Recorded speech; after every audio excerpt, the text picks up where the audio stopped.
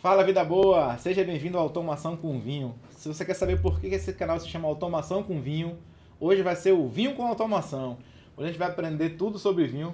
Vocês pediram aí, veio um especialista em vinho para falar com a gente aqui no podcast. E aí será muito interessante tirar essas dúvidas que vocês têm e que eu também tenho. Embora eu goste de vinho, mas dúvida é o que não falta para a gente tirar aqui com o sommelier. Vai trazer tudo para a gente que a gente precisa. Antes da gente começar, um parceiro do canal, que é a Orion Delta Fire, eu vou deixar uma barra aqui para vocês conhecerem. É um sistema de detector de fumaça sem fio, com criptografia, então é super seguro, mas se você tem aquela questão de avanço de obra, problema de demora para a obra avançar, de passar aquele mundo de infraestrutura, esse sistema da Orion Delta Fire é muito interessante. Você vai instalar aí dezenas de sensores em um único dia, muito rápido a instalação, endereçar todo mundo. Então, para sistema de avanço de obra, ou então onde você não pode passar em infraestrutura, é uma solução bastante interessante. Acesse esse site aqui que você vai gostar bastante. Bom, nosso convidado hoje, né, especial, para começar uma segunda temporada, bem lembrado, né? 2025, segunda temporada agora começando com a gente, vai ser muito bom, tem muitas novidades aparecendo aqui no canal. Mas vamos começar com o vinho hoje, aos pouquinhos eu vou falando com vocês das novidades que vão aparecer aqui esse ano. Bom, a gente vai falar com Lívio Chiazzano, ele faz soletrar direitinho pra gente aqui como é que fala esse nome aí. Bom, ele é sommelier do Portal do Casé, boa collab hoje, junto com a gente. Portal do Casé disponibilizou o Lívio aqui com a gente para poder bater esse papo com a gente. Bom, vai dar muitas dicas de vinho e falar da coluna dele semanal. Tem uma coluna semanal no Portal do Casé aí, vai falar um pouquinho também para vocês verem como é que vocês acessam e ver muita dica lá de harmonização. Eu já vi, tem vários artigos lá falando de harmonização com vinho, que é bem interessante. Joia? Bom, mas pra gente começar, Lívio, obrigado. Eu que agradeço o convite. Pra gente começar, me diga uma coisa, como é que produz vinho? Bom, o vinho, ele é produzido desde o plantio, tá? Então, a região onde você produz, ou a região onde você planta a parreira é muito importante para a produção do vinho. Então, desde o plantio, você começa a dizer que você já está produzindo vinho. Colheita, irrigação, tudo isso daí é fundamental para você dar o sabor característico ao vinho que você está produzindo. Logo depois disso, vem a colheita, que ela também é super importante, você passar pelo processo certo da colheita. Depois da colheita, você vem para parte de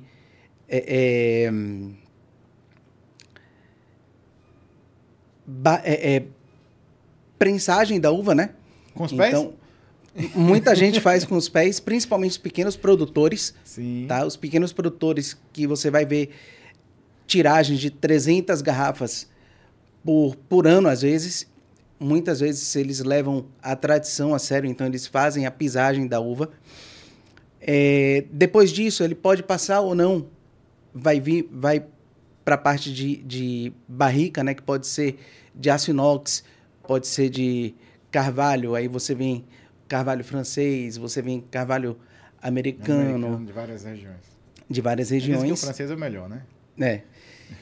E depois disso vem a parte de filtração, que é justamente onde você vai tirar alguma impureza que tenha ficado, tudo isso daí. E vem a parte do envase do vinho, né? Que é o engarrafamento. Então, a partir daí que você vai ter o seu vinho pronto.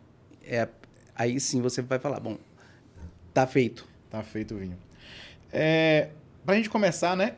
Primeiro diga o seu sobrenome, como é que se pronuncia? Bom, é um sobrenome italiano, né? Então, ele tem o Zezé. O Zezé, a gente faz a pronúncia como se fosse o TZ, né? T mais Z, É como se fosse a pizza. Então, é o Chiazzano. Chiazzano. E, então, é um sobrenome de origem italiano. Por isso que a gente faz essa correlação. Pessoal, normalmente eu abro aqui a garrafa de vinho, né? Hoje é diferente. Hoje eu vou pedir pro Lívio abrir pra gente. já explicando como é que abre uma garrafa. Saca-rolha aquele de sempre, mas... Bom, esse saca-rolha aqui é o que a gente chama de saca-rolha de sommelier.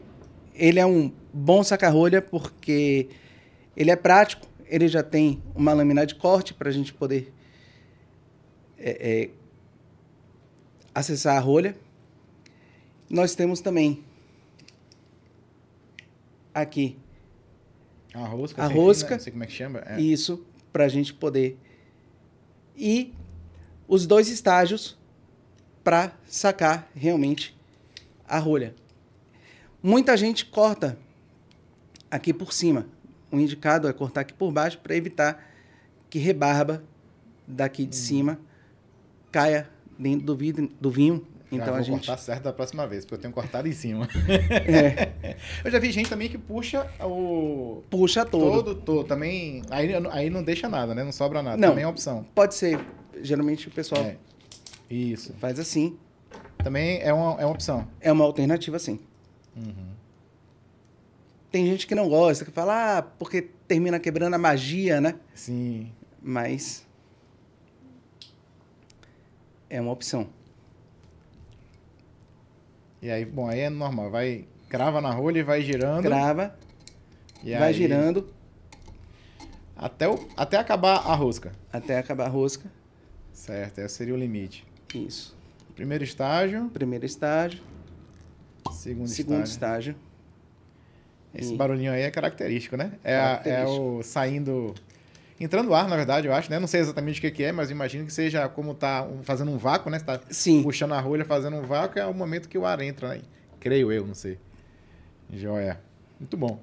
E o primeiro serviço, como é que é? Você dá o serviço pro convidado, geralmente, o vinho? Geralmente, quando a gente vai estar num restaurante ou então num jantar, a gente vai servir o vinho, uma pequena parte, para a gente poder realmente verificar as condições que o vinho se encontra. Então, a gente começa com o visual. Muita gente, antigamente, utilizava até mesmo a luz de uma vela. Vou tirar isso aqui, senão alguém vai me matar ali. Tá com o pano na mesa, eu já vou ouvir um bocado. A luz de uma vela atrás, que é justamente para você ver a cor, se ele está translúcido, se há algum tipo de impureza. Nesse caso, não há. E depois você passa para o olfato, né? A sensação olfativa, que é onde você vai identificar se o vinho está com algum defeito. Sim. Então, os vinhos característicos da uva, da Pinotage, tá um vinho normal, um vinho bom. Então, você consegue depois fazer a degustação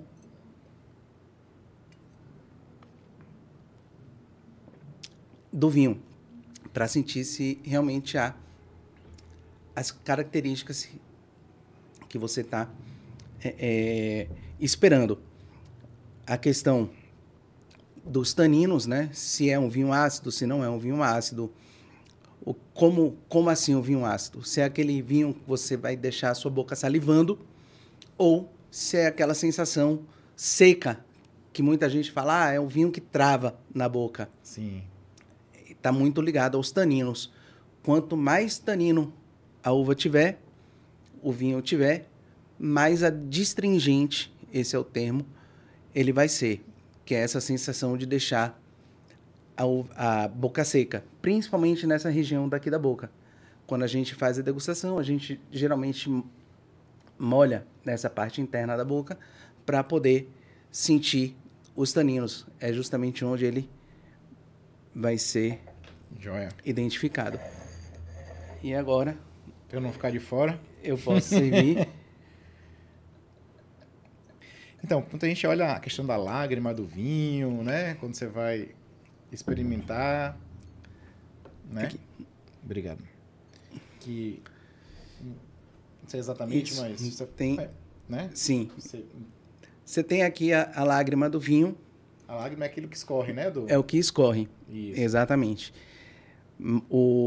Principalmente para você identificar o corpo do vinho, né?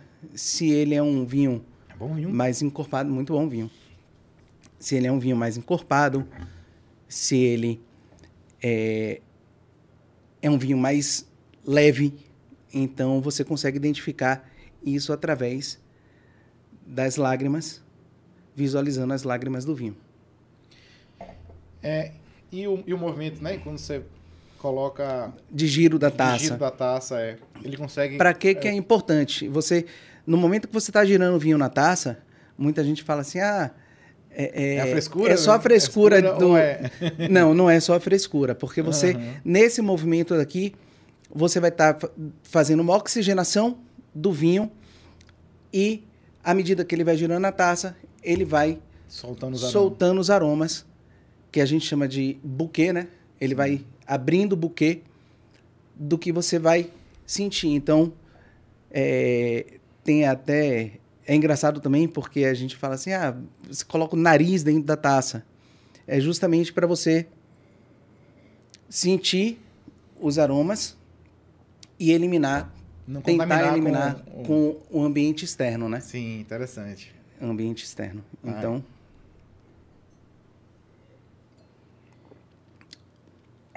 É um vinho muito E é verdade, quando bom, você coloca o nariz equilibrado. todo o nariz dentro do... E quase que veda, né?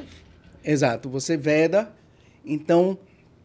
Você sente muito mais o aroma mesmo, é verdade. Você sente muito mais aroma. Muito mais aroma. Normalmente a gente coloca só não coloca o nariz todo. Não coloca o nariz todo. Da taça, né? E na taça de sommelier, que é uma outra taça menor, com o aro bem constrito, que é justamente para que você consiga apenas sentir os aromas do vinho, né? Sim, ele consegue fechar mais ainda. Fechar mais ainda, restringir mais ainda o quanto ambiente a gente deve servir na taça? Como é que... Bom... A gente vou te servir aqui agora. Né? Pronto. Como é que eu sei o quanto eu devo te servir? É uma regrinha muito fácil. Para vinho tinto, 1/3 da taça. Para vinho branco e rosé, metade da taça. Mas eu não quero servir o vinho branco ou então vinho rosé com meia taça porque eu considero muito. Sim. Não tem problema. Não Não tem problema. Você pode servir 1/3, sendo que, por que você serve metade da taça do vinho rosé e do vinho branco? Para manter a temperatura. Tá? Então, quanto menos líquido você tem na taça, mais rápido ele vai esquentar. Então, por que é interessante você servir menos de um vinho tinto, por exemplo? Porque a temperatura de serviço do vinho tinto, ela naturalmente é mais elevada que o vinho branco e o vinho rosé. Você já entrou num tema bom aí, né? Como a gente... A temperatura de serviço, Temperatura de serviço. Já é um tema interessante. Você já começou dizendo que o tinto, essa temperatura é um pouco mais elevada do que o branco e o rosé. E os espumantes. Os espumantes, exatamente. O espumante, ele é o mais baixo de todos. Tá? Então, quando o pessoal fala assim, vou colocar o espumante para gelar. Realmente, você coloca ele para gelar e não para resfriar. Tá? Porque vinho tinto, a gente coloca para resfriar o vinho. E o espumante a gente pode colocar ele para gelar. Por quê? Porque a temperatura de serviço do espumante é entre 6 e 8 graus Celsius, tá? Vinho branco, você pode servir ele entre 8 e 10 graus. O vinho tinto entre... Não, o espumante entre 6 e 8 graus. Isso, certo. Vinho branco entre 8 e 10. Certo. Rosé entre 10 e 12. Sim. E tintos entre 12 a 18. Então, quanto mais encorpado o vinho for, certo, mais elevada a temperatura do vinho tinto, no caso, mais elevada a temperatura ele deve ter. Isso muda o sabor do vinho? Se você servir ele muito gelado, se você muito servir ele quente, muito gelado, as propriedades que você deveria sentir nele vão ficar meio que escondidas. Por quê? Porque, principalmente no paladar. Porque a temperatura muito baixa, digamos que ela vai, entre aspas, anestesiar a sua língua. Então, aqueles sabores que você deveria sentir vão ficar meio que escondidos. E no olfato, você também vai deixar de sentir. O buquê não vai ficar tão aberto. Entendi. Entendeu? Então, quanto mais você respeitar a temperatura de serviço, você vai conseguir sentir as propriedades de forma bem específica. Aproveitar logo aqui. Sempre aqui no podcast, eu deixo ele... A gente normalmente consome vinho tinto, normalmente, sim, né? É o mais convencional. Ele sempre vem aqui para o balde de gelo. É um bom local para conservar o vinho? Sim, é um bom local. Porque vai acabar com o tempo, quanto mais fica aqui, ele vai acabar ficando mais gelado, né? Exatamente. Vai resfriar mais. Então, né? Pronto. Então, por exemplo, um dos acessórios que a gente sempre aconselha quando se tem uso do balde de gelo é colocar o termômetrozinho ali. Então, o vinho vai começar a ficar muito gelado. Retira um pouquinho do balde de gelo, deixa ele dar uma esquentar um pouquinho e depois, se você for perdurar bebendo aquela garrafa, retorna para o gelo para ficar mais ou menos equilibrado ali a temperatura, né? Uhum. E eu já vi também às vezes o decanter, né? Sim, decanter. É usado ou para os vinhos com mais idade, isso, ou para deixar ele oxigenar um certo tempo para o buquê sair, né? Isso. Então, é verdade, é assim mesmo as funções do decanter é nesse sentido? Também. Agora a gente pode utilizar... O decanter é aquele que está ali ó, no fundo. Isso, exatamente. Né? Aquilo ali é um decanter. Só que tá aí um mito que as pessoas falam, né? O decanter só serve para os vinhos com mais idade, os vinhos mais velhos, é o Sim. que a gente fala, os vinhos com potencial de guarda maior. Mas não. Para que serve o decanter? O decanter, ele tem basicamente duas funções. A primeira é oxigenar o vinho. Ele abre a área, né? Porque como ele vai ficar ali embaixo, ele é gordinho no fundo, né? Isso, então ele a área termina... de contato com o oxigênio e com o ar é maior, né? Uma área de contato maior. E o segundo objetivo do decanter é justamente, daí que vem o nome, decantar as impurezas que podem ser encontradas no vinho, principalmente nos vinhos mais velhos. Então, é natural que haja nos vinhos de potencial de guarda, quando a gente fala de 15 anos, 20 anos, que haja uma sedimentação de algumas partículas mesmo do vinho, que ao longo do tempo vai se criando. Então, há uma sedimentação. Por isso que, na abertura do vinho, a gente verifica se ele está translúcido e a questão da coloração e se existe alguma partícula no fundo da taça. Se houver alguma partícula, é melhor que seja passado primeiro pelo decanter para depois ser servido. Mas gerar partícula, acho que só nos vinhos mais velhos também, não? São nos vinhos mais velhos. Comum, né? São cristaliza a uva? De onde é que vem essa partícula? Há uma cristalização porque o vinho ele vai ficar muito tempo guardado. Sim. Então, muito tempo que a gente fala, mais de 10 anos. Mais de 10 anos.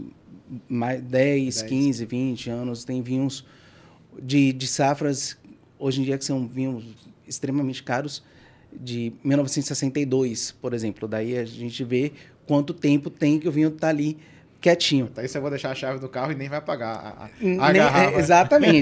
Exatamente. E aí o que acontece? Essa sedimentação pode vir por danificação da rolha. A rolha pode ficar um pouquinho danificada. No momento da abertura também. Então, o que acontece? Como a rolha natural, ela vai ficar mais ressecada ao longo do tempo, na hora que você abre, inclusive é até um outro tipo de saca-rolha, que geralmente utiliza para abrir os vinhos de potencial de guarda maior, para tentar preservar a integridade da rolha na abertura do vinho. Porque muitas vezes danifica e termina caindo uns resquíciozinhos de rolha no vinho. Eu já vi ter uns saca-rolhas com gás, né? Alguma coisa assim. Tem saca-rolha elétrico com gás, tem o saca-rolha de sommelier, tem diversos tipos, tem saca-rolha de lâmina, que é justamente essa. Eu tenho um de madeira do meu pai, que era do meu pai, que eu gosto muito. Um saca-rolha de madeira, que é uma contra-rosca, uma rosca invertida. Que você gira e depois você trava ela e continua girando, ela faz a extração. E para preservar, é por isso que a gente utiliza sempre os saca-rolhas específicos para cada tipo de idade de vinho, né? Então, por exemplo, para você tentar preservar a rolha, a integridade da rolha da sua melhor forma. Porque pode cair um pouquinho de sedimento da rolha no vinho e aí você... Contaminar Não contamina, mas quando a gente fala de contaminação, é quando você sente, por exemplo, um cheiro de papelão molhado, cheiro de chulé no vinho. Aí o pessoal que pisou, aí já é outra coisa, o pessoal que pisou. que pisou na uva antes de fazer. Mas aí o que acontece? Você utiliza o decanter justamente para separar essas partículas que caíram para você poder servir. Sim, entendi. Agora, uma dúvida que sempre acontece, que eu percebo, pessoal, e é minha também, né? Obviamente. Eu chego no supermercado, tem aquela prateleira lá com centenas de rótulos diferentes. De rótulos diferentes. Aí complicou. Porque onde é que eu começo? Como é que eu faço? Onde é que eu faço para escolher? Onde é que eu chego ali no supermercado e escolho? Essa é a principal... Na verdade, a gente vivencia muito isso, né? Eu gosto bastante de ir em supermercado e passar naquela parte, na prateleira ou então na adega do supermercado. Sim. Porque tem muita gente que você olha para aquela pessoa e você literalmente percebe que ela está perdida ali. Ela não sabe o que ela está fazendo. Ou ela pega o rótulo para ler assim, para fingir que está lendo. Aí... É isso, ela olha assim, é aquela famosa pessoa que olha aquele rótulo, não tô vendo nada, é uva. Então, como é que a gente começa a escolher? Não sei porque eu me enxerguei aí, mas vamos lá. Como é que a gente começa a escolher o vinho? Quando a gente pega o rótulo, uma das primeiras coisas que a gente faz é fazer a leitura do rótulo. Então, ali, você consegue identificar da onde o rótulo é, ou da onde o vinho é, de que país, de qual região, qual ano da safra. Tudo isso daí vai te entregar um sabor diferente. Que tipo de uva. Tudo isso daí vai te entregar um sabor diferente. Se o vinho ele é suave, se o vinho é meio seco, se ele é seco. Então, para você começar a escolher o vinho que você quer, primeiro você tem que saber que tipo de vinho você gosta. Então, por exemplo, tem muita gente que fala assim, eu só gosto de vinho suave. Então, a primeira coisa que você vai procurar lá é o termo suave, doce, sweet. Isso é tudo sinônimo, é mesmo tipo de vinho. Mesmo tipo de vinho, que são os vinhos doces, são os vinhos suaves. Que é adicionado açúcar após a fermentação, nesse Exatamente, caso. É adicionado açúcar após a fermentação. Certo. Então, o vinho seco... Ele fermenta ao mesmo tempo que o vinho seco, só que depois é adicionado açúcar, ou o tempo de fermentação é diferente? Depende. Por exemplo, vai muito do produtor que está fazendo o vinho e da região. Porque a região onde você faz o vinho é quem vai determinar as características mais marcantes do vinho. Então, a uva Carmenere, Sim. por exemplo, é uma uva francesa. Mas você não vê tantos vinhos bons da uva Carmenere vindos da França. A uva Carmenere, por exemplo, ela é completamente consumida, muito consumida, aqui, no Novo Mundo, na América do Sul, no Chile. É uma das principais uvas que o Chile produz, é a uva Carmenere. Por quê? Por conta muito da região, do clima, do solo, tudo isso daí. Influencia tem uma boa adaptação, né, essa variedade. Exatamente. Isso é muito mais comum, né, essa uva varietal, a gente aqui no Novo Mundo do que no Velho Mundo, né? Exatamente. É muito mais, traduzindo aí, assim, aquela é garrafa... o vinho de uma uva só. Né? Tanto que quando você pega lá um vinho espanhol, português, francês, muitas vezes, na frente pelo menos, muitas vezes não vem dizendo, né, qual é a uva que tá ali, né? Muitas vezes isso é mais comum no Chile, Argentina, Brasil. Isso. Por exemplo, no Velho Mundo, né, como a gente chama, no Velho Mundo, são os vinhos europeus. Porque eles lá não utilizam muito o vinho de uma uva só. Quando você pega um rótulo pode pegar um rótulo aí. Esse é francês, eu acho. É um francês.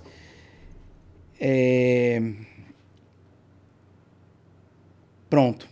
Aqui. Quando você pega um rótulo, você tem aqui ingredientes. Uvas vitis viníferas. Aqui ele até diz Merlot e Cabernet Sauvignon. Porém, muitas vezes você vai ter aqui uvas vitis viníferas europeias. Então, ele nem te diz... Nem qual é a variedade da uva. Quais são as variedades da uva. Por quê? Porque é um blend de diversas uvas que faz aquele vinho ali. Então, o que acontece? Aqui, neste vinho daqui, é um blend também, ou então a gente chama de cortes, né?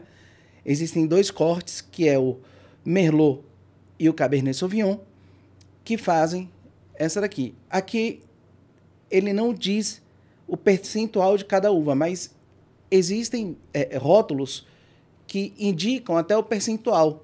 Por exemplo, 30% de Merlot, 70% de Cabernet Sauvignon, que não é o caso desse daqui, mas você consegue. Então, quando você está lá no supermercado, a primeira coisa que você vai ver é o rótulo, né? Muitas vezes o pessoal fala assim, eu vou comprar esse vinho daqui porque o rótulo é bonito. O rótulo chama atenção mesmo. O rótulo chama atenção. É a primeira coisa que a gente vai olhar é para o rótulo. Mas depois a gente vai ter que destrinchar as informações. Então, a gente vai ver quem é o produtor, a safra, o local.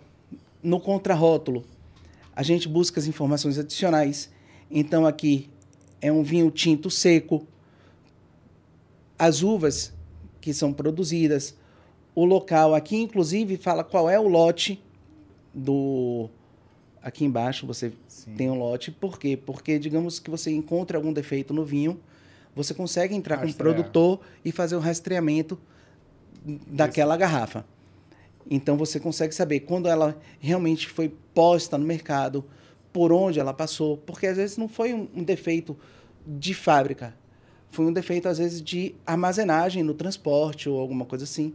Então, você consegue fazer a rastreabilidade daquele produto. Entendi. Bom, então, não é só olhar essa garrafa bonita, né? Não, você consegue fazer a leitura. Consegue fazer a leitura, né? Isso. Vamos pegar um... Aqui, pronto, sul-americano. Do Pronto. Novo Mundo, que é mais comum. Né? Uruguai, esse aqui? Meio seco. Meio seco. Pronto, você chegou no supermercado e olhou esse rótulo aqui. Pronto, esse rótulo daqui. Aqui você consegue ver, é um vinho uruguaio, ele demonstra aqui a região que foi produzida. E o fato de ser uruguaio já diz alguma coisa, não? Não necessariamente. Não necessariamente, porque foi como eu estava falando, às vezes a uva que é produzida naquela região ali pode não ser até uma uva originária, como o Carmenère, que é originária da França, mas ela é muito produzida no Chile. O mais importante aqui é você ver o tipo de vinho que ele é, né? É um vinho tinto, meio seco, a uva que é produzida, que é a Taná, a safra, que é 2022, aí a gente já vem para o contrarótulo.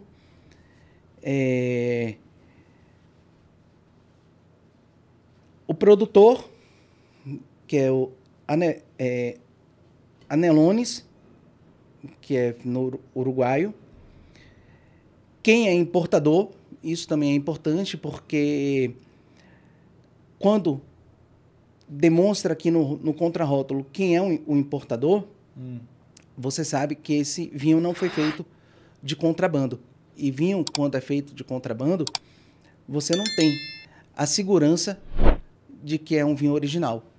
Então, hoje em dia, tem muita gente que fala assim, eu conheço, eu tenho ele viria contato... com um rótulo original, é isso? Nesse caso? Aqui é um rótulo original. Se fosse de contrabando, ele viria com rótulo original lá do Uruguai, por exemplo. Não. Em espanhol. Não isso. Mas você não tem... ele até pode reproduzir a língua para o país onde ele vai. Mas aqui você vai ter um registro, importador, mapa, vai conseguir identificar, vai saber quem é o responsável por trazer este vinho para cá para o Brasil. Então, por exemplo, caso haja qualquer tipo de problema, você consegue identificar o responsável. Coisa que não acontece quando você está com um vinho de contrabando. Você não sabe quem foi que trouxe para o Brasil. Você não sabe, inclusive, se aquele vinho é falsificado. Nós, hoje em dia, por conta de rótulos mais famosos, há muita falsificação. Então, você fala assim, você sempre tem uma pessoa, um colega que fala, eu tenho um amigo que traz, viajou, trouxe, está com um precinho melhor. Às vezes, o barato realmente sai caro. Mas eu consigo comprar um vinho... Assim, obviamente o caro e barato é sempre relativo, né? Uhum. É muito relativo o que é caro para um, muito o que relativo. É barato para outro e assim por diante, né? Muito relativo. Mas eu queria dizer o seguinte, eu consigo comprar um vinho na faixa de 50 a 100 reais, um vinho bom? Consegue sim. Você consegue vinhos de qualidade, inclusive um pouquinho mais baratos. Às vezes a gente consegue pegar uma promoção, 25, 30, 35 reais num vinho que vai te entregar qualidade. Óbvio, são vinhos de entrada. Então você não vai esperar uma complexidade num vinho. Por exemplo, eu quero um vinho que passe por 6 meses em barrica de carvalho francês, que seja composto por algumas uvas. Você vai encontrar nesse preço de 25 a 40 reais? Bem provável que não. Mas você já consegue encontrar esses vinhos entre 50 e 80 reais. Então, sim, por exemplo, você consegue encontrar hoje em dia vinhos no mercado nessa faixa de 50 reais que já tem uma passagem por barrica. Por quê? Porque isso daí já deixa o vinho um pouco mais complexo. Você consegue sentir o sabor da barrica no vinho na hora que você... E isso, principalmente para as pessoas que estão se aprofundando um pouco mais no universo dos vinhos, é interessante você se aprofundar, né? Você mergulhar um pouco mais. Assim, então eu vou conseguir comprar um vinho abaixo de 100 reais bom, mas vai ser muito diferente de um vinho acima de 1.000, 2.000 reais, por exemplo? Em termos de complexidade, sim. Por quê?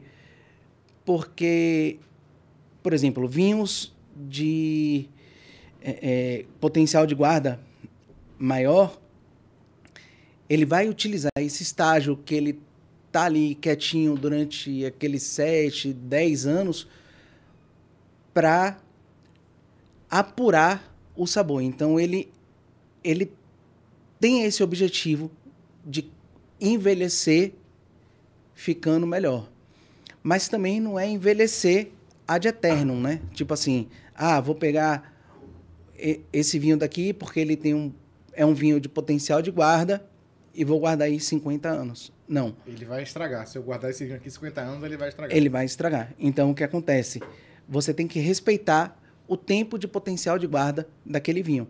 Então, por exemplo, hoje em dia, a grande maioria, digamos assim, sendo bem redundante, dos vinhos produzidos no mundo todo são vinhos para consumo que a gente chama de imediato. O que seriam esses vinhos de consumo imediato? São vinhos para serem consumidos entre 2 e 3 anos de produzido. Então, por exemplo, esse vinho daqui é um vinho da safra de 2022. É um vinho com potencial de guarda baixo. Por quê? Porque ele vai estar lá para ser produzido ou para ser consumido 2, 4 anos. Então, ele vai... o tempo que ele vai ficar no supermercado. Vai ficar no supermercado, vai ficar ali na prateleira. pouco. Exatamente. E aí você consegue extrair tudo o que ele tem para te entregar durante esse tempo. Se você permanecer com ele de forma mais prolongada, seja na adega, seja de uma forma de armazenagem correta, ele ainda assim, se ficar muito tempo, ele vai estragar. E aí você vai ter uma decepção. Porque você fala assim, peguei esse vinho, guardei para a formatura de meu filho, e quando abre... Agora aqui, bebezinho nasceu e você vai guardar. Você guarda para a formatura dele. Aí quando você abriu... Você comprou 10 caixas lá de vinho. Vai gerar uma decepção. Não vai. E o que determina o potencial de guarda de um vinho? O produtor. O produtor é quem vai... Como é que ele chega em 4 anos, 10 anos, 20 anos? Como é que ele chega nesse número? Baseado no que leva ele a chegar nesse número, entendeu? Pronto. É justamente baseado... Tô conversando aqui, interessado no assunto, esqueci de servir o nome aqui. É justamente baseado na produção que ele leva. Então, por exemplo, os vinhos jovens, eles são armazenados em barris de inox. Certo. Então, ali ele não vai gerar uma complexidade nos seus sabores. Ele vai basicamente manter o sabor que foi extraído ali na hora para poder, após a fermentação, que foi envasado. Ele vai manter aqueles sabores ali. Diferente de quando você passa por uma barrica, que ele já extrai um pouco do sabor da barrica para trazer para o vinho. E a metodologia que você utiliza na produção. Então, por exemplo, hoje em dia nós temos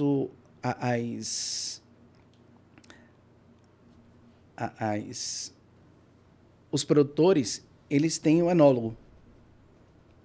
O que é o enólogo? O enólogo, ele é o profissional que teve uma formação de nível superior, que ele vai saber todo o processo, e é ele quem vai determinar todo o processo que vai ser produzido o vinho. Então, por exemplo, desde o plantio até a forma que vai ser adubada a terra, forma de irrigação, tudo isso daí vai gerar uma diferença no potencial de guarda. Entendeu? Então, o potencial de guarda, ele vem desde o plantio. Você começa a pensar no potencial de guarda desde o plantio até a sua finalização. É isso que vai determinar. Como é que eu guardo ele? Todo vinho é guardado sempre da mesma forma? Todo vinho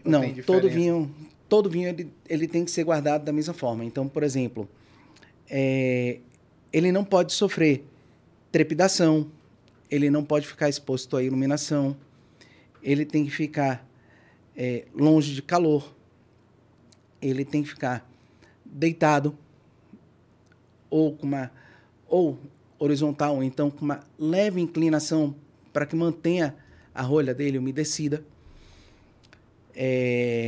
Se for um vinho de potencial de guarda maior, às vezes você tem que girar o vinho para manter a rolha umedecida por completo, porque quando você está com o vinho deitado, às vezes pode-se criar um ar, a presença de ar aqui que não vai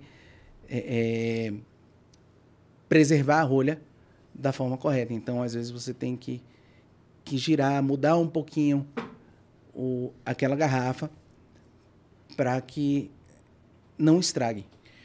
A rolha sendo artificial ou natural faz diferença isso? Ou isso normalmente é questão de custo do produtor? Tem mais a ver com o custo de produção do vinho? Ou efetivamente faz alguma diferença na... Para os vinhos de potencial de guarda, faz uma diferença. Por quê? Porque a rolha natural gera ela deixa o vinho respirar, mesmo que seja de forma muito pouquinha. A microoxigenação. Microoxigenação, exatamente. Microoxigenação do vinho. Então... Mas você pode pegar um queijo também, viu? Fica à vontade. Mas diga. Então, só que hoje em dia, como os vinhos eles foram feitos para serem consumidos basicamente de imediato, se vinho de rolha natural, rolha artificial, ou até mesmo o vinho screw cap, com abertura de tampa de rosca, sim, não vai fazer diferença. Por quê? Sim. Porque o consumo deve ser muito rápido. Então, até mesmo, por exemplo, uma curiosidade, os vinhos com a rosca, né? A abertura em screw cap, ou vinhos com tampa de rosca, eles podem ser armazenados na vertical. Não necessariamente... Até porque não vai haver oxigenação, né? Então não vai Exatamente, fazer diferença. Então não vai fazer diferença. Você pode armazenar ele de forma vertical. Desde que não seja calor, luz, etc. Exatamente, que não vai ter... Nesses casos não vai ter diferença. Não vai ter diferença. Né? Exatamente. É interessante. Normalmente a gente vai no supermercado, muita gente quando vê com a tampa de rosca já acha que é um vinho que não é bom. Não vou mentir. Que é um barato. Não vou mentir. Eu tinha preconceito a vinho de rosca antes de estudar. Bom, vá, termine. Antes de estudar. Então, eu falava assim, não, vinho de rosca não presta. é vinho vagabundo. Isso. Mas não. Basicamente, quando você vê que um vinho é de rosca, ele está te dizendo ali que ele é o vinho basicamente de consumo imediato. Entendi. Então, não adianta você guardar ele por muitos anos que ele não adianta. Não vai melhorar. Não vai melhorar. E por que você chegou no vinho? Como é que você chegou no vinho? Já que você achava que o vinho de rosca era... Então... não era bom. Eu sempre... Na verdade, é que eu sempre gostei de vinho. Sempre bebi vinho. Acho que a minha primeira experiência com uma bebida alcoólica na vida foi com vinho. Então, foi quando eu experimentei um vinho? Lambrusco. Sim. Foi um Lambrusco, eu devia ter uns 12 anos de idade, quando eu dei um golinho. Tem Lambrusco aí, viu? Se quiser abrir uma segunda garrafa com Lambrusco, tem aí. Depois a gente italiano, o Lambrusco. O Lambrusco. Por quê? Exatamente. Italiano, de família italiana. De família, E aí... Faz sentido. Todo domingo em casa era uma comida italiana. Então, era um espaguete, um penne, uma lasanha. Dia de domingo, reunia todo mundo na mesa, que hoje em dia a gente quase não vê isso, as famílias fazendo isso, né? Mas hoje em dia, naquela época, eu era criança, a gente reunia a família na mesa para almoçar no domingo. E servia-se o Lambrusco, para poder harmonizar com os molhos, né? Que o Lambrusco ele é muito bom para harmonizar com molho.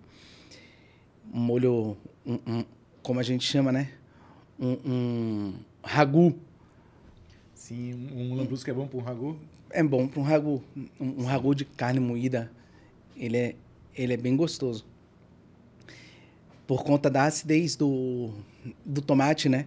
Então a gente consegue harmonizar bastante com a acidez do Lambrusco. E aí, aquilo ficou marcado de certa forma, na minha memória. E ficando mais velho, eu comecei a beber mais vinho e gostar dos vinhos, óbvio. Passei pela fase de adolescente, que era, tipo assim, tava dentro da garrafa e era vermelho, é vinho. Mas, então, a gente vinha com aquela base alcoólica, com suquinho de pó, tava dentro da garrafa verde, era vinho. Uhum. E depois, não, aí, ficando mais velho, eu realmente me interessei de 2017, basicamente, para cá, a me aprofundar mesmo no universo dos vinhos, e foi quando eu resolvi fazer o curso para sommelier. Mas eu resolvi fazer o curso para sommelier como hobby, para entender um pouco mais, porque eu sempre gostei de entender aquilo que eu estava me propondo a fazer. Acho que é mais ou menos como eu com mergulho. Eu comecei com um hobby, mergulhei, gostei, fui fazer um curso e hoje em dia é profissional de mergulho sem estar atuando no dia a dia com isso. Isso, exatamente. E foi aí que eu falei assim, eu vou me aprofundar um pouco mais, fiz o curso. Foi aí que eu falei, nossa, o que eu pensava que era um mundo dos vinhos virou um universo, porque é muito assunto, é muita especificidade. Então, você vira e fala assim, caramba, é muita coisa para você estudar. É uma coisa que eu falo. Não existe um dia, até hoje, que eu não aprenda algo novo no universo dos vinhos, sabe? Então, sempre tem uma curiosidade, num bate-papo, principalmente com pessoas que não entendem basicamente nada. Às vezes elas têm uma tirada que você fala assim, caramba, é verdade, eu ainda não tinha me atentado nisso, vou pesquisar um pouco mais. E aí você estuda, pesquisa, até para poder escrever a coluna, né? Então, eu sempre estou buscando alguma novidade, algum tema interessante para que eu possa expor. E como é que essa coluna aí é semanal, é isso? Como é que... a coluna... Você escreve sobre o que lá? Eu tenho uma coluna de vinhos no portal do Cazé, de Casimiro Neto. E eu escrevo semanal. Então, toda sexta-feira sai uma coluna falando sobre algo do universo dos vinhos. Então, existem as colunas mais técnicas e existem as colunas que eu falo de harmonização com comida, harmonização com doce, acessórios que um enófilo, né? Que é aquele que ama o vinho, um enófilo precisa ter em casa, tipos de taça, tudo isso daí eu já venho falando na coluna ao longo de 1 ano e algumas semanas. Então, toda semana aí já são mais de 50 edições da coluna e tem bastante conteúdo lá já. Tem bastante conteúdo. Se você pegar o histórico da coluna lá, você vai ver bastante material, né? Tem bastante conteúdo. Me diga, por que quando a gente começa a tomar o vinho, a gente sempre começa pelo vinho mais suave? Sim. Né? Antes de partir pro vinho seco. Partir pro vinho seco. Tem muita gente que às vezes nem chega, né? Nem vai pro vinho seco. Nem vai pro vinho seco. Como é que a gente sai do vinho, né? Como é que a gente começa lá no vinho suave? Quando a gente é mais novo, tem, né? Um paladar mais infantil mais infantil. Como é que a gente consegue chegar num paladar aí... mais apurado. Apreciar o vinho seco, na verdade. Porque não é só beber, tomar o vinho. É apreciar o vinho, né? É apreciar o vinho. É apreciar o vinho. O interessante do vinho é você entender as nuances que ele tem, né? Então, por exemplo, você vai pegar 2 vinícolas produtoras, mesma uva, regiões diferentes, e você vai provar os 2 vinhos. Depois que você tem esse paladar um pouco mais apurado, você vai perceber a diferença da mesma uva. Sim, produzidos em regiões diferentes. Então, por exemplo, como é que a gente faz essa transição? Geralmente, o pessoal que ainda gosta muito do vinho suave, que é o vinho doce, o que a gente aconselha? Passar para o vinho meio seco de uvas que não tem tanta adstringência. Então, por exemplo, O que é a adstringência? A adstringência é que não vai travar tanto a boca. Então, existe uma graduação, digamos assim, de uvas com menos adstringência para as que têm mais adstringência. Então, por exemplo, uma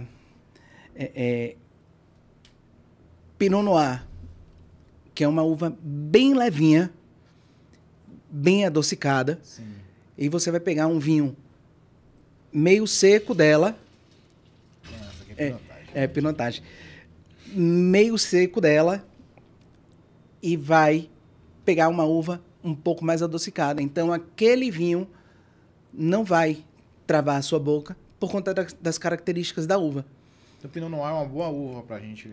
Para você começar a fazer a transição do de vinho alguma região suave para cá. específica? Não, porque as características são bem parecidas. E como a pessoa ainda está treinando o seu paladar, então ela não vai conseguir distinguir as regiões, né?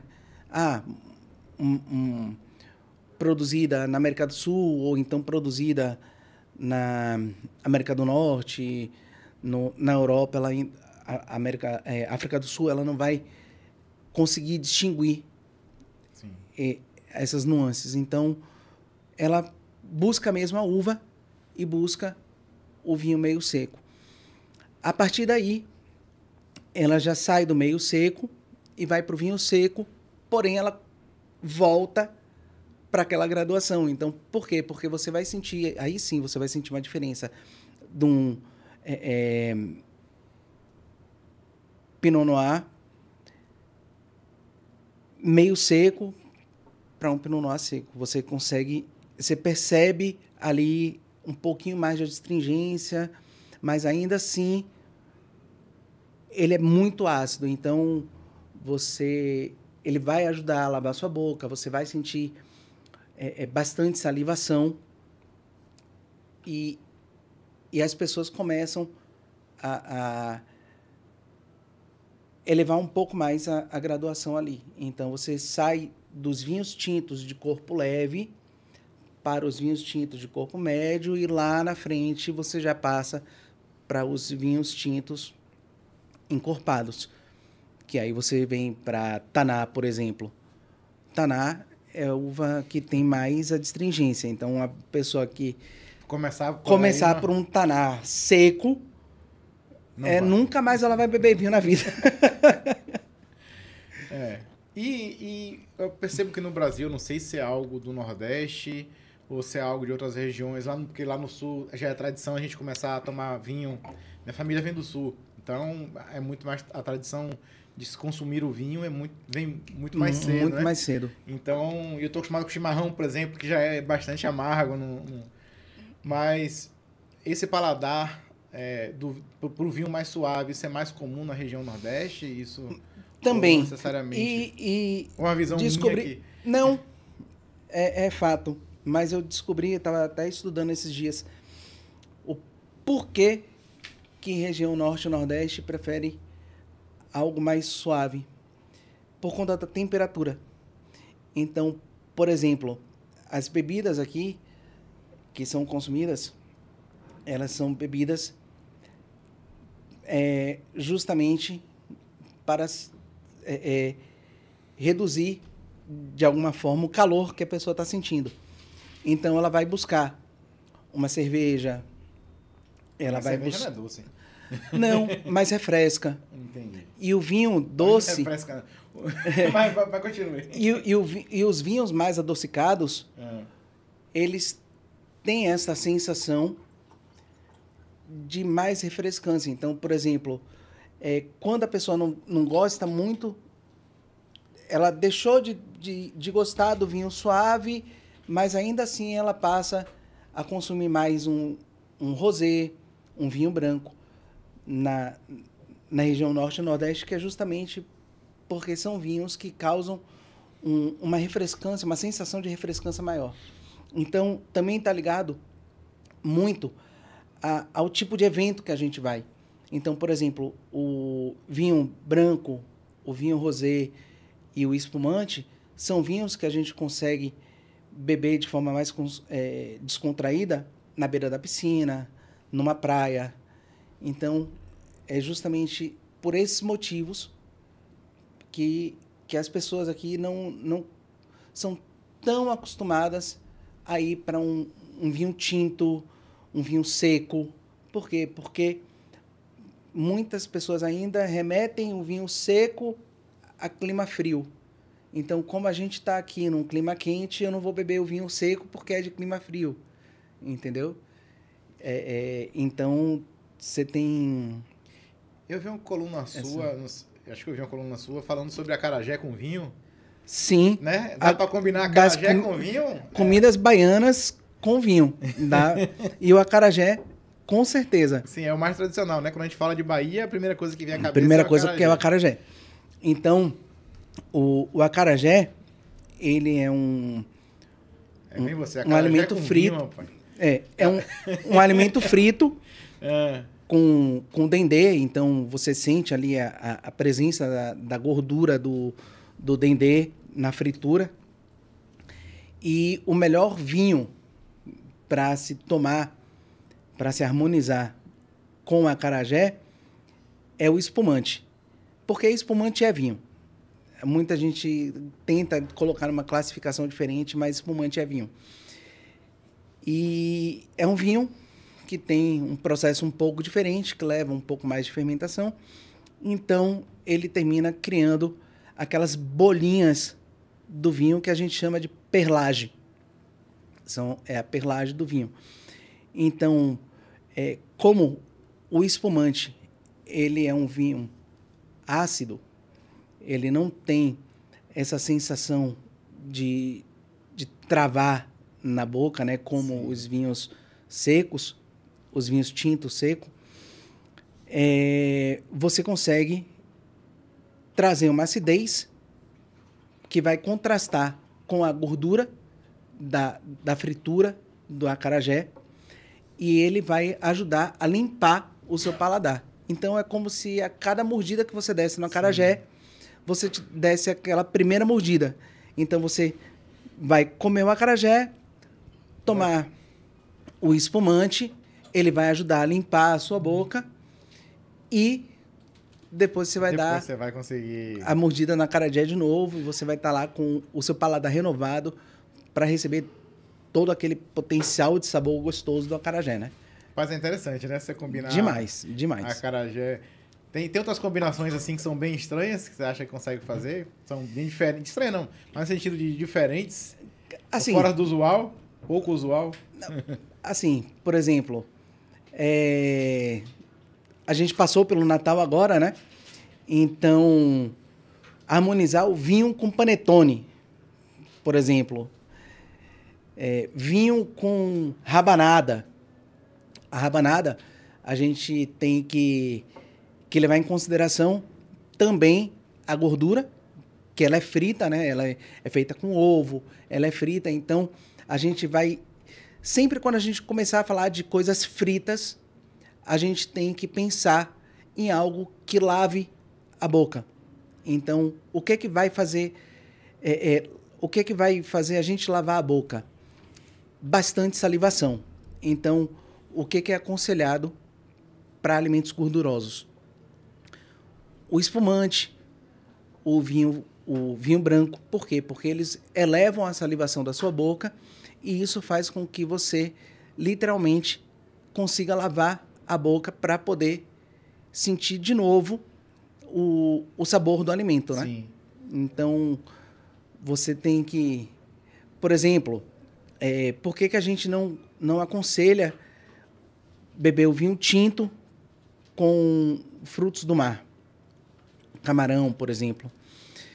Porque no vinho tinto nós temos o tanino. O tanino, ele é o responsável por dar a distringência, que é essa sensação de secura na boca. E o camarão, ele tem bastante iodo. E aí o que acontece?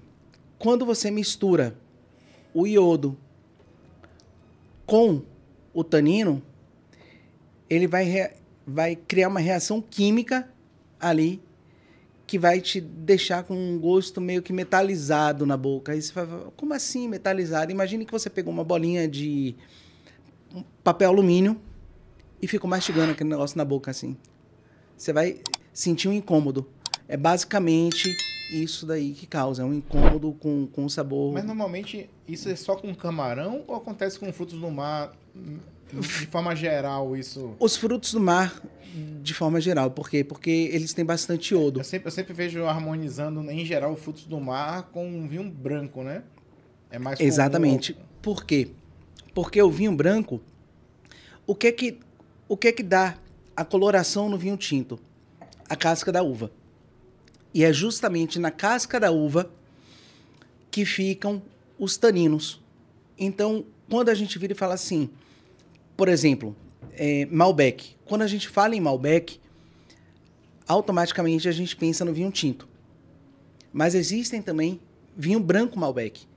E como é que isso é possível ser feito?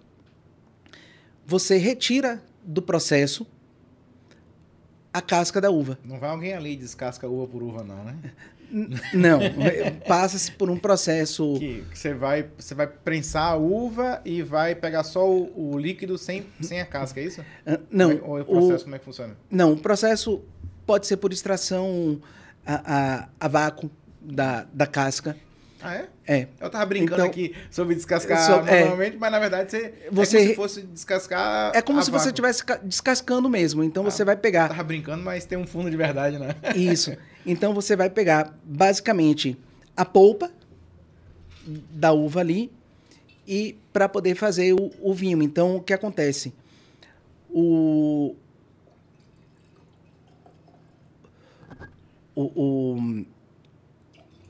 que vai deixar o vinho seco é justamente o tanino que está na casca. Então, como no vinho branco você não tem a presença da casca no processo, você elimina a presença do tanino e é por isso que ele harmoniza com os frutos do mar. O que é o tanino? Pô, a gente fala tanto de tanino. O que é tanino? O tanino é uma substância química presente na casca da uva que dá a coloração da uva.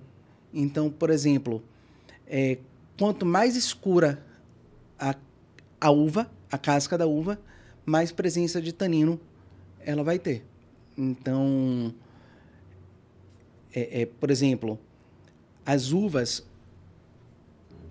a Taná mesmo, ela é uma uva muito escura. Muito escura. A gente já tem as uvas mais puxadas para o rubi.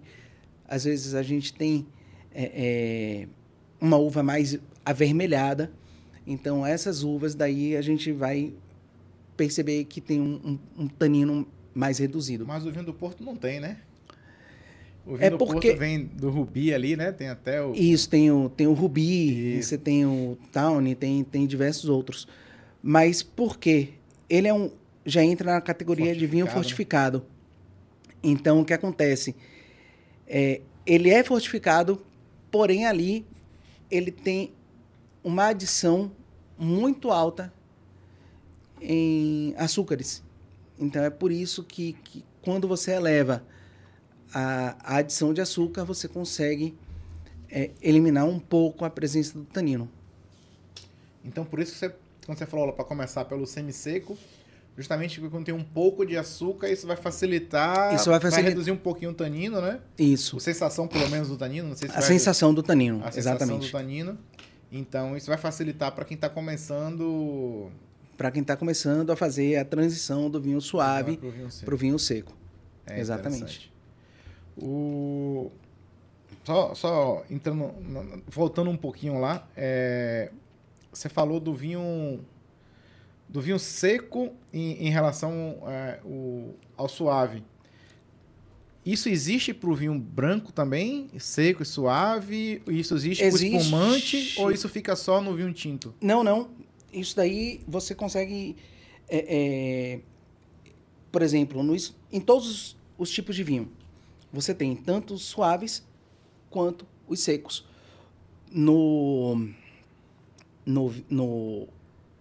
Uma curiosidade do espumante, por exemplo, você tem o espumante suave, você tem o meio seco, aí você tem o brut, que ele já é seco, você tem o extra brut, que ele é mais seco ainda, e você tem o natural. O natural, ele não tem nada de adição de açúcares, e o único resíduo de açúcar que existe ali é o presente na uva. Então, por exemplo, quando você pega um espumante adocicado, um espumante suave para um natural, a diferença é gritante, sabe? O natural realmente só para quem gosta de tomar sentir o sabor mesmo. Sabor mesmo na sua essência do espumante. Quando eu estou num restaurante que a gente pede, olha lá, a carta de vinhos, ou a gente vai pelo preço, ou a gente já conhece o vinho. Como é que a gente faz para chegar na carta de vinhos lá e porque ali não tem toda a descrição do vinho que tem no rótulo, etc. E se eu estou no restaurante, o que eu faço?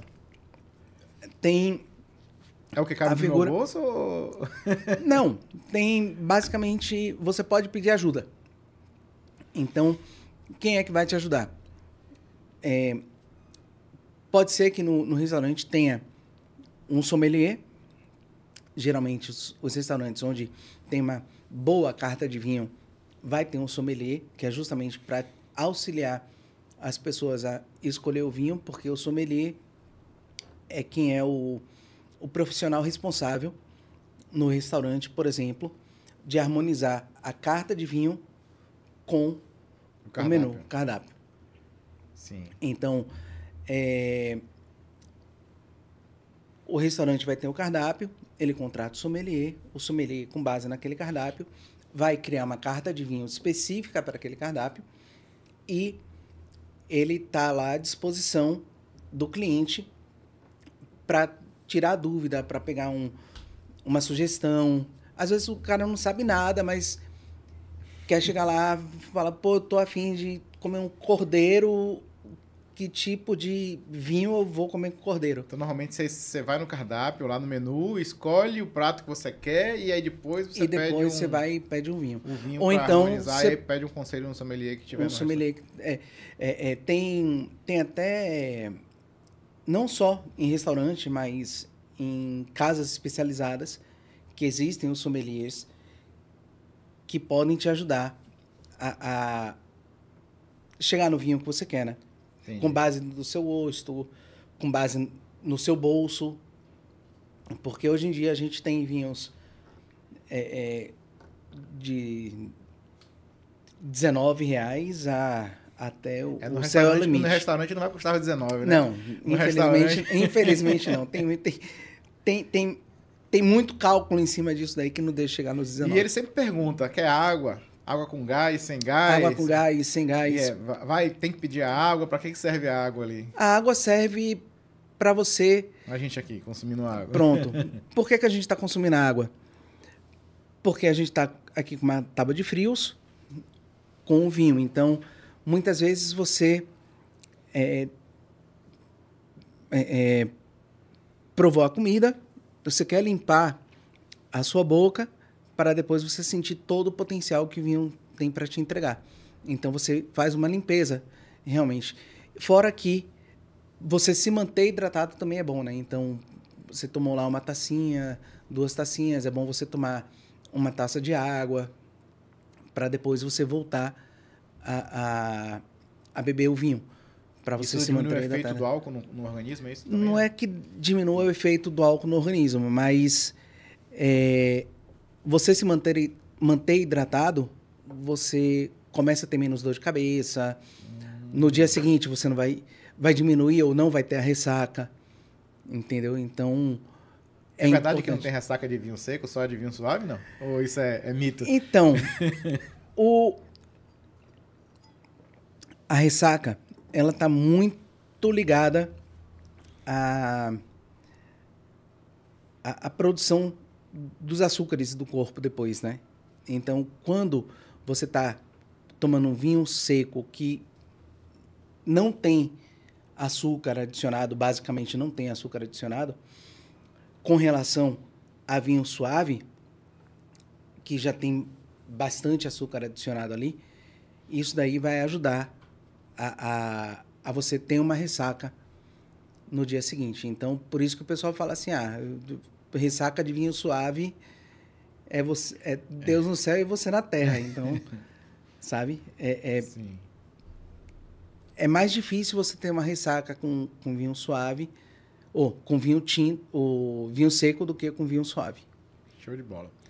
Esqueci de perguntar alguma coisa? Que eu esqueci de falar aqui, de perguntar? Quer deixar uma mensagem aí? O que você acha que a gente faltou comentar aqui? Nossa, tem tanta coisa no mundo do vinho. Tem. Eu sinto assim, eu fico com uma dor no coração aqui, porque eu tenho 500 mil perguntas. Não, tem tanto assunto que a gente pode tratar, falar de taça, a gente falou de saca-rolha, mas tem taças. Ultimamente, por exemplo, a gente consegue encontrar, inclusive, taças sem haste. É? Tem as taças sem hastes, que são taças que são utilizadas em eventos mais descontraídos, você no momento pessoal em casa. Ela evita uma queda. Por quê? Porque você já tem, como se diz, você não tem, elimina essa altura, então o esbarrão fica mais difícil de você ter com a taça. Tem... Assim, a gente... Bom, já que você entrou no assunto já da sei taça, o que você vai perguntar. Vai lá. Para bom entendedor, meia palavra basta. Que é justamente por que aqui a gente segura pela haste e se na taça não tem haste, então a gente vai segurar pelo bojo. Vai esquentar o vinho? Vai. Só que foi o que a gente está falando, não é num momento um pouco mais descontraído, é num momento em casa, que você não tem todo aquele protocolo a ser seguido para beber o vinho. Diferente de um evento de degustação, que você tem aquele rito, você tem aquele... Então, você vai simplificar o beber o vinho.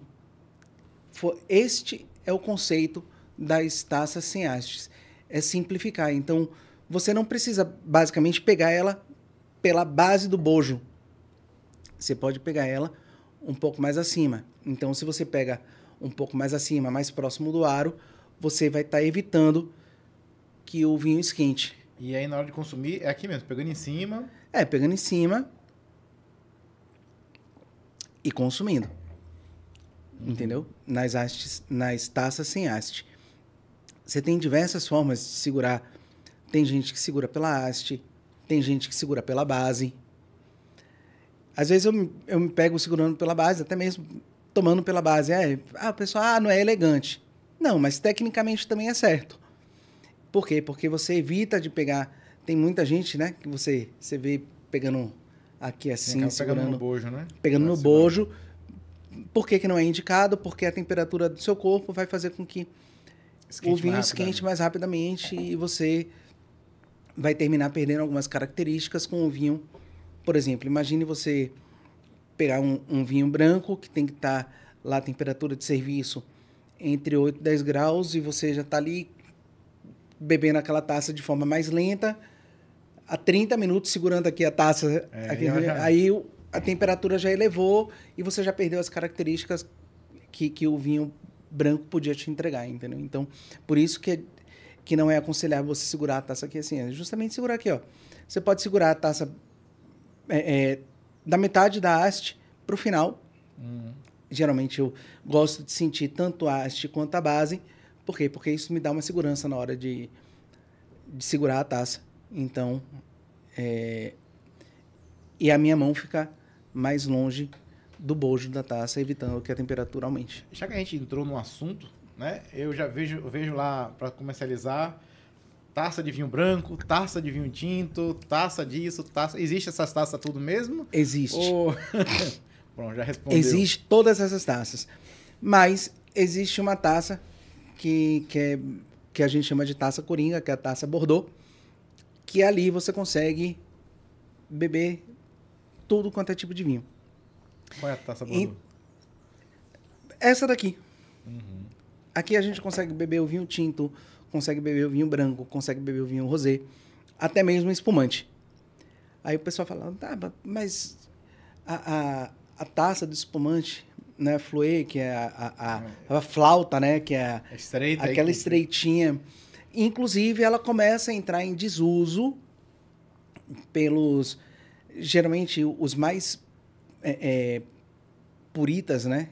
Eles falam, não, espumante tem que ser naquela taça estreitinha, tudo, mas por que começa a entrar em desuso? Porque o aro, né, que é esta borda aqui, onde a gente coloca o lábio, é tão constrito que você não consegue nem sentir os aromas que o espumante te entrega, o buquê. Sim. Então, Entendi. Por isso que o pessoal está tentando mudar mudar. Para você ter um ar um pouquinho maior. Para você ter um ar um pouco maior para você poder conseguir sentir o buquê dos espumantes. Então, os estudos mais modernos falam que você realmente pode servir numa taça Bordeaux, numa taça que tenha o ar um pouco mais aberto, o espumante, inclusive. O que a gente precisa para o vinho ficar mais popular no Brasil como um todo, né? Eu sei que algumas regiões se consomem mais vinhos do que outras, mas se você pegar uma Argentina, se você pegar uma França, um Portugal, né? O consumo de vinho por habitante, litros ano, litros, né? Isso. Por habitante é muito maior do que no Brasil. Por que o vinho tem esse conceito tão elitizado assim de... Pronto, é justamente isso. É um mito de que somente os chiques bebem vinho.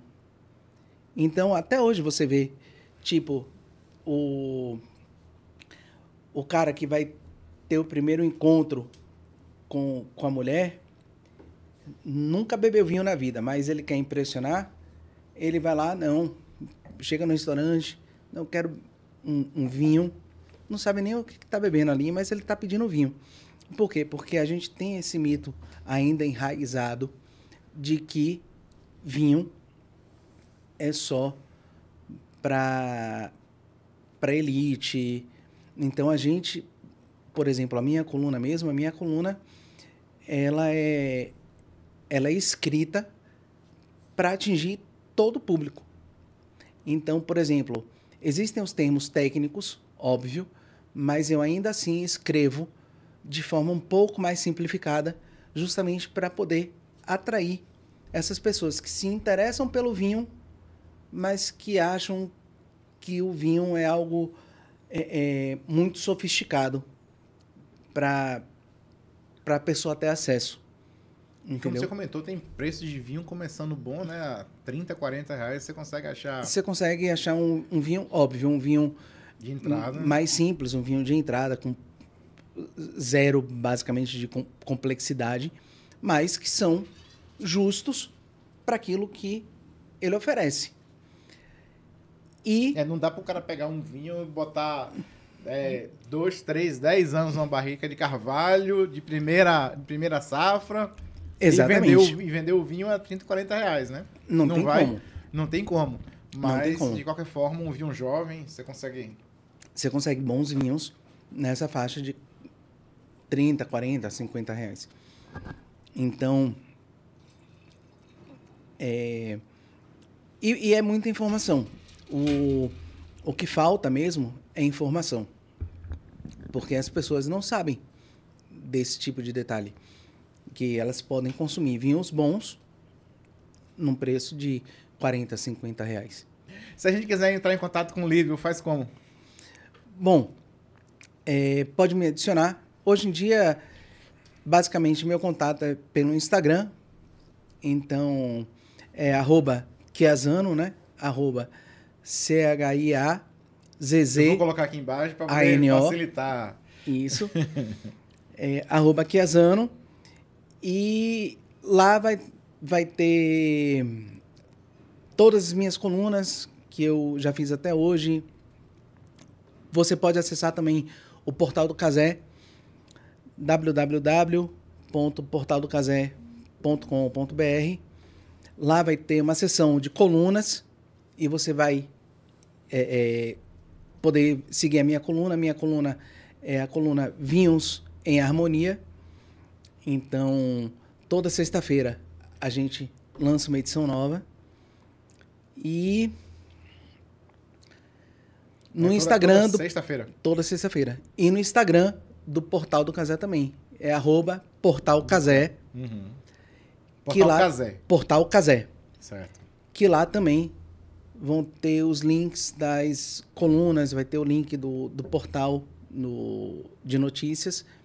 E lá você consegue ler todas as minhas colunas. Essa tradição de assinar a rolha, eu já vi em alguns locais, mas não é muito tão comum assim. Não, inclusive é um diferencial. Eu acho bem legal, né? É um diferencial que o seu podcast faz, que eu achei fantástico, inclusive, você guardar não só de forma eletrônica, mas de forma física e de forma afetiva aqui no porta-rolhas. Fica ali, ó. Porta-rolhas ali. Fica aqui. Porta-rolhas de vinhos consumidos e o porta-rolhas de vinhos assinados. Exatamente. Consumidos também, né? Mas... E eu achei fantástico. Foi uma das coisas que mais marcou no seu podcast. Bom, eu agradeço. Favor, assina aqui. Dá seu autógrafo, escolhe a cor aqui. Pronto. Que aí a gente vai mostrar o vinho que a gente apreciou hoje, junto com a sua assinatura. E vai ficar a recordação pra gente ali no... Como é que chama? Porta-rolha? Porta-rolha, né? Porta-rolha. No porta-rolha ali que eu guardo. Um dia eu vou tirar aquelas rolhas ali de dentro. Eu não sei se vai durar muito tempo, porque eu acho que a rolha absorve, né? Acaba absorvendo a tinta. Eu não sei se isso vai durar muito tempo ou não, mas daqui a pouco eu descubro. O podcast está no início ainda, né? Então ainda tem bastante tempo para eu descobrir isso. Tem rolhas artificiais, rolhas naturais. É muito bom. A assinatura do homem aqui, ó. Se precisar de um vinho... Com essa assinatura aí, mais R$50 você compra um bom vinho. E o vinho que nós apreciamos hoje aqui foi um sul-africano, Pinotage, Golden Can. O que você fala dele aí? O que a gente... É um vinho bem equilibrado. É um vinho, inclusive, que pessoas que estão fazendo a transição dos vinhos secos de corpo leve para um corpo médio já pode consumir tranquilo. É muito agradável. Ele tem...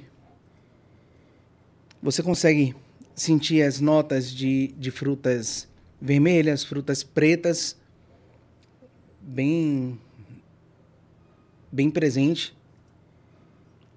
E ele é existe, óbvio, a presença do tanino, mas de forma bem equilibrada. Ele está entre um vinho com bastante acidez e bastante presença de tanino, que dá aquela sensação de boca seca, né? Joia. Lívio, obrigado mesmo. Eu que agradeço. Foi bom sua presença aqui no podcast. Diga. Toda vez que você precisar que a gente venha para cá, bater um papo sobre vinhos, trazer mais alguma outra curiosidade.